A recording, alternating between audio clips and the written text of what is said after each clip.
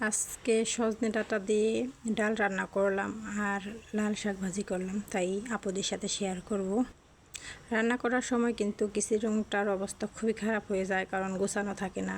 রান্না বান্নার শেষে কিন্তু সুন্দর করে সব গুছিয়ে নেব। আর এই যে এই রসুনটা দেখছেন, এটা কিন্তু আমি ভিজা টিস্যু দিয়ে বানিয়েছিলাম। ভিজা টিস্যু দিয়ে কীভাবে রসুন বানিয়েছি সেটা কিন্তু আমি শর্টস ভিডিওতে আপলোড দিয়েছিলাম। আজকে দুপুরের টাইমে আমি রান্না করছিলাম, বাইরে কিন্তু ওয়েদারটা অনেক রোদ উঠেছে আজকে। আর আমার রান্নাও প্রায় শেষের দিকে। আমি যেহেতু রাইস কুকারে ভাত রান্না করি, আগে রান্না করে নিয়েছি, ডালটা বসিয়ে দিয়েছি আর লাল শাকটা ভাজি করে নিয়েছি। আর আমি যেহেতু নতুন, আপনারা সবাই সাবস্ক্রাইব করে পাশে থাকবে ভাইয়ারা প্লিজ। সজনে ডাঁটা দিয়ে কার কার ডাল ভালো লাগে কমেন্টে জানিয়ে যাবে।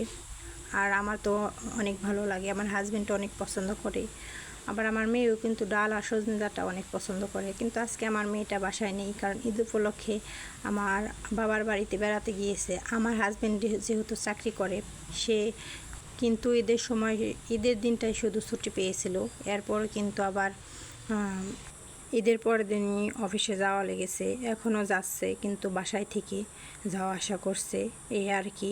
আর এই তো লাল শাক ভাজি করেছিলাম, সেটা একটু দেখিয়ে দিলাম। আর দুপুর টাইম যেহেতু আমার ছেলে কিন্তু ঘুমাচ্ছে। আমার ভিডিওটা এই পর্যন্ত। আল্লাহ হাফেজ।